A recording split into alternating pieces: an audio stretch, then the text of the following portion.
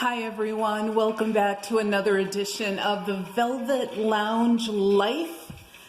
And I am in our dining room, so yes, you might have a little bit of an echo. I really apologize for that. But it is a special edition. This special edition is sort of me talking about my birthday and also the fact that we are, I believe, just a little bit over a 1-year anniversary as far as when I started actively putting videos out on YouTube and especially embracing my inner button. You know how much I love buttons, and I've been collecting them forever, since I was a little child. Just because it's sort of like when boys would collect marbles or little bits and bobs they found out in nature, little broken things, nuts, bolts, toy car wheels, whatever. That's what button collecting became for women and girls. And of course, I've talked about the history of the Charmstring. So I'm featuring one here today that you've never seen before. And this one is, yes, people, a Waterbury Button Company Charmstring button collection, all in one place. And every single button on this Charmstring is different. This Charmstring is close to, I believe, 4.5 feet long. So it's pretty long. It, of course, has tons of buttons, and you can see when I put the Charmstring together, I do it the same way the Victorians would have done it traditionally, by putting them back to back. So some of the things I was going to talk about in this video are the misconceptions surrounding the Charmstring. So some of the things that are definitely not correct with history is the fact that original Charmstrings did not have an anchor or a touch button, which are these larger buttons here. So you can see this one is exceptionally large. I actually put, oh my God, what do I call this? I stacked the buttons. So this has like 3 larger buttons, well, 2 large, 1 medium stacked button. Then I created a cluster using some of my diminutive size teeny tiny buttons. And then here I used a very large pearl, or actually this is made of shell, wafer button. And yes, I wrote on it. I know some people are like, oh my God, you wrote on the button. Yes, I did, because I wanted to use this as my descriptor versus hanging, you know, a labeling tag off of this. I just wanted it to be pure button heaven. So on the back and front, there's information about what this Charmstring represents. And the other misconception is that Charmstrings, aka button Charmstrings, only had buttons on them. An authentic Victorian Charmstring, 90% of the time when they're found out in the wild, they always have little trinkets and other things attached to them. Why? Because there were only so many buttons back then. Unlike now, where we could go and literally buy tens of thousands of different buttons all at one time.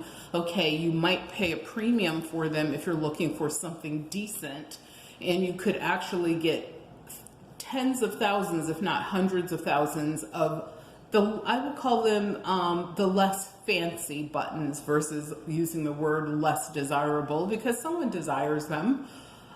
So that would equate to like your plastics and other buttons that are just plain, and some that, you know, are roughly made.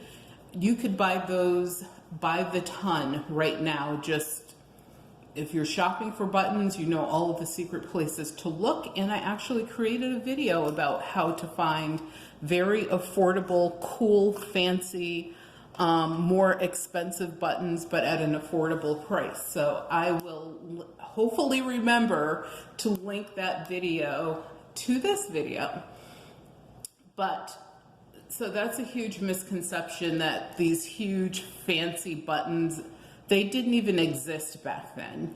Buttons back when Charmstrings originated were small. They were about the size of a dime or smaller. Once in a great while, yes, there were larger buttons, and most of those were carved out of wood or bone, or maybe even made out of stone, which was really hard for them to work because many times the stone cracked. So that's a misconception. The other thing to remember is when you are adding like trinkets, like what I try to do is make sure that the trinkets, and I'm calling them bits and bobs, trinkets, other little memory things. It could even be other, little pieces of jewelry I have added to some of my charm strings. Just make sure that it fits within the story you are trying to tell, because that is, one of the things that charm strings did that most people today don't realize. The misconception is that charm strings are just made as a craft item or as something to do with something that you have left over type of item, and that is totally not true. Charm strings were made for a few reasons. They're also called memory strings. And the reason they're called memory strings, and sometime later, like in my family, we also call them tribute strings. And the reason that we do that, and the reason that the former wording was also memory strings, is because you should be able to go through your string of buttons and almost tell a story. So great thing to do if you have children, teenagers, young adults, whoever the historian is in your family that has promised and is actually passing along your family history. It's a great thing, especially at the holidays. We drape these on our Christmas tree now. And we also put them, drape them along the mantle. I would like to create a charm string that is long enough to go up our staircase. Our staircase is very tall and very long, but it's also, the stairs are very wide. Two large people can easily go up those stairs side by side. And I would like to do that because it would just be such a cool, different type of garland versus the regular.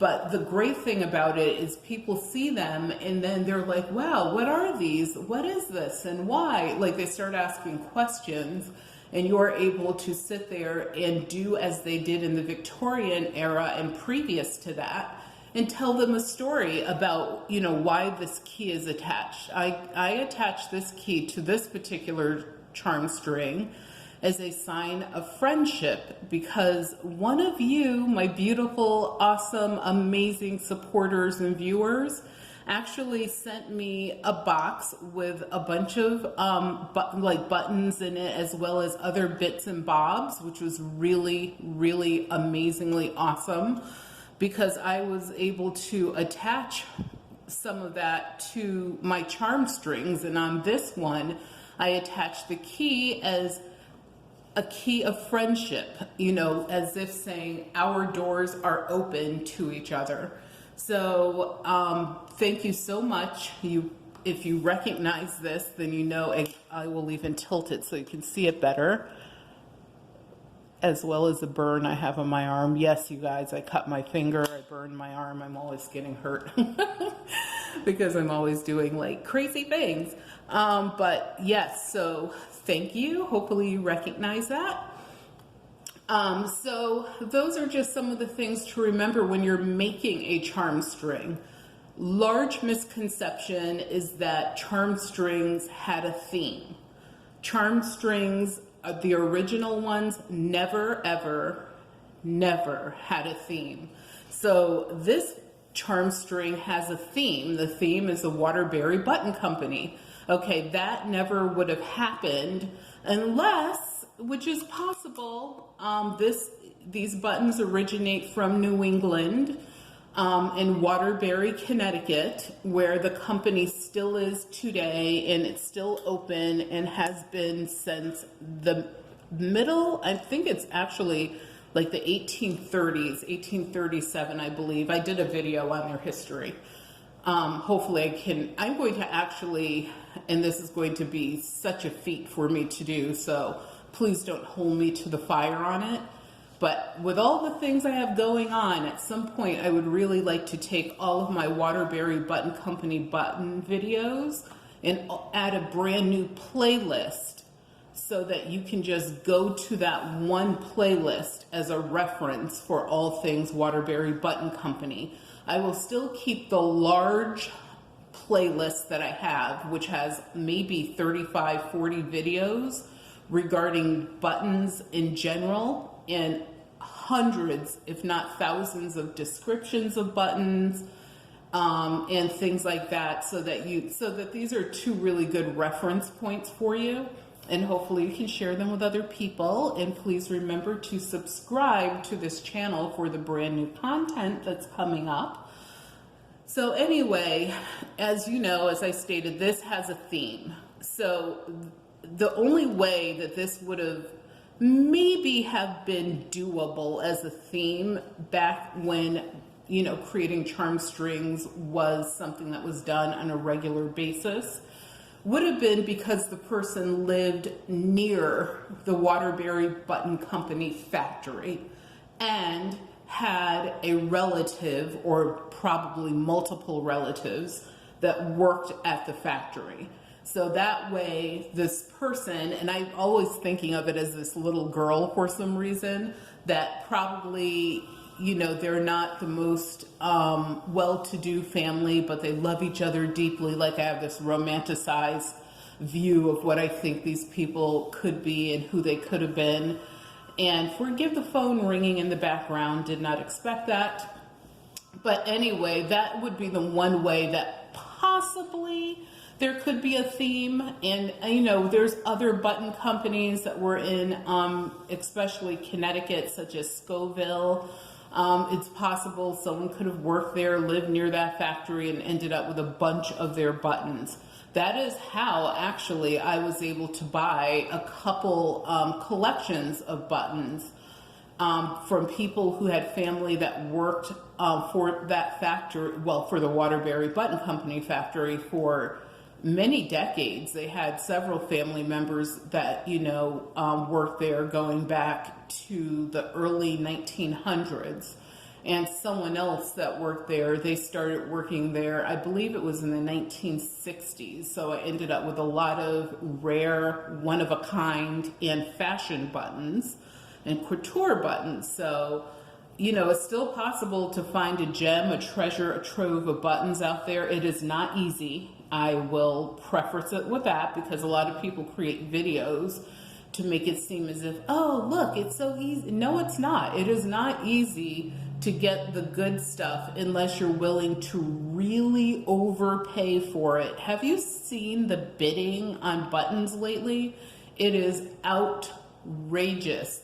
In many cases, the value of some of those buttons, just because of what people are paying for them, not to say that they're worth what they're paying, has surpassed silver, sterling silver, a precious metal. It's like crazy. It really is. So please, folks, do not overpay. You're not talking about something, you know, at one point, this is horrible to say, but it's truthful, because you guys know how I am. But it's just like anything else that people get on the bandwagon with, and then they jump off the bandwagon in, let's say, 5 to 10 years. And then those items are almost worthless because they oversaturated the market. People paid way, way, way too much. Counterfeits start coming into play, which is something that, you know, back when original Charmstrings were being made, everything was authentic. You know, one of the things that's also a misconception is that these were just displayed in a lady's room, whether it be a bedroom, a dressing room, on a dressing table. That is totally not true. Charm strings, if you have them, should be displayed out in your home where when people visit, they can see them, because they're supposed to be conversation starters. As I said, you could sit there and go through this charm string and tell a story just by touching the various things that are on it. Now, one of the things I did with this charm string when I decided to make it is I added in some antique Victorian glass black buttons that I had. Some are highly decorative and some of them are a little bit plainer, but I actually used anything I had that was a little more decorative. And I did the only, like, I call them, you know, bits and bobs that I added was the key. So in this one, I don't have, you know, little tiny toys. One of the things I would have added is if, let's say you had a figurine in your home and it broke, they would recover the arms, the legs, the heads, you know, any part. If it was a little animal on there, if they could make a hole in it, which you can do simply by finding a good point and drilling down continuously using even pressure. You can't press hard or you will break it all the way through. And they made a hole just wide enough so they could thread that item onto their charm string. One of the other misconceptions is that back in the when these were pre-Victorian, that they used wires. They didn't use wires then. Wire came into play more in the middle of the Victorian era. Very rare to find any strung on wire, but I did find a partial one once that had maybe 30 to 40 buttons on it, and it wasn't well kept, so it you know, didn't survive. Plus, I did not know enough about charm strings back then to properly try to restore it or care for it. I was just excited about the buttons at that time. Shame on me. I found it in an old home in Essex, Connecticut, and that's the same home where we found some other buttons as well as military uniforms that were from the Civil War and a few bits and pieces that were from the Revolutionary War. Yes, all of these pieces were in horrific condition and no one knew that they were up in the attic, and no one cared, I think, to go up in the attic. And we also found some really cool linens. The linens were recoverable, but the clothing unfortunately wasn't, but I was able to get a few buttons off of them. And so in one of those buttons, I do feature in one of my Waterbury Button Company videos where I go over the descriptions and show you what to look for when you're out in the world. So, and also, most of you might have some of these in your collection and not know who the maker is. Now you have a series of videos where I go over at least 100 and maybe 30, 40 buttons so that you can identify if you actually have any of these. But anyway, so, you know, so that's another misconception. You know, one of the misconceptions is that people purchased buttons for their charm strings. They never, ever did that. The whole idea of the charm string or the memory string, or as we call them sometimes, tribute strings, if we're making them as a tribute to someone after they've died, or memorial strings, we also call them that, is what would happen is you would have, you know, folks would visit, girls and young women, even older women sometimes would trade buttons. They would have button parties even, or sewing parties, and buttons would be part of where they would like trade buttons with each other. The other thing they would do is, you know, just as a simple gift or gesture, they would give each other a button if they had an extra one. Unlike what we can do today. Today we could go to, let's just say, a used clothes store, and we could care less about the yucky, icky used clothes, but we might see an amazing button or two or 6 or 8 on a garment, and we can buy that garment hopefully for 50 cents, $1, or whatever it is, and recover those buttons. Obviously, we also have, you know, tag sales, estate sales, yard sales. There's different websites, different groups on Facebook, etc., where you can obviously buy buttons by the ton. And, you know, back in their day, they did not have that, what we'll call luxury, because they were mostly working all the time. And even if they, you know, did have the luxury, if they were from a middle class family, comfortably tucked in, or the upper echelon, obviously those folks, you know, they had more discretionary income where they could, you know, maybe buy some buttons, but even they did not buy the buttons. The whole idea was the fun and the love of trading and giving away these little tiny, what we consider to be gems, those of us that adore them. So what else did I want to tell you about Charmstrings that's a misconception? Because the big one, I think, really is the theme. I see a lot of people making more themed Charmstrings, and there's nothing wrong with that. I do it myself. I mean, it's rare that I do that. I mostly try to collect just buttons that I like. I go through my collection of buttons, especially if I'm making one for someone. I actually had a commission, I meant to tell you guys that, where someone had a group of buttons and they wanted to know if I could put something together for them in memory of their grandmother. And in return, they actually gave me, I want to say maybe 50 to 75 buttons. And they also gave me something else. And I was just so honored that I was able to, you know, create a charm string for that person that they actually adore and appreciated. And I mailed it back to them, and wow, they were just, it was really touching. And one of the things I asked her, though, is I asked her like a series of questions about her grandmother, so that I could see if I had any little bits and bobs I could add to the charm string, just to, you know, pull in her personality more. And she also sent me some bits and bobs to add. So if any of you guys are interested in that, please let me know.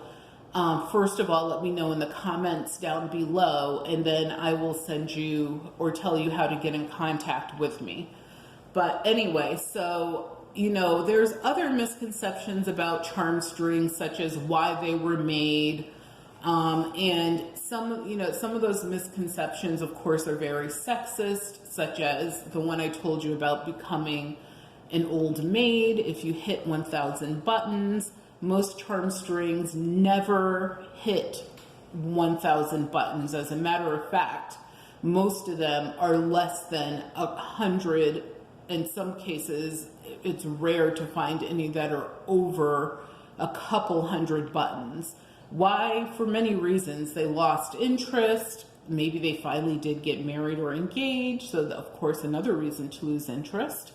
Also, the game maybe became old. They, you know, left or graduated from whatever school they were in, because lots of young ladies that went to finishing school did this as well.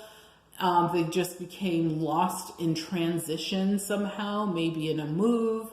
There's like so many reasons why people would stop making them. On the other side of that, a more positive tale has been spun over the last maybe 50 to 75 years, is that, you know, if you hit 1,000 buttons, that was awesome. And it meant that you found your Prince Charming in a way. And he is the one that gave you the 1,000th button. Okay, that is a much less common story. The more accurate story is the one about the spinsterhood. So anyway, thank you guys so much for tuning in and watching this video. I was going to show you, I have a Perfume button on here. I don't know if I could quickly find it. And I want to, oh yes, I guess talk about my birthday just for 2 seconds. My birthday is in August, but a couple people have already reached out to me, and the first person to reach out to me gave me this beautiful card and this gift, which I have to wait until my birthday to open.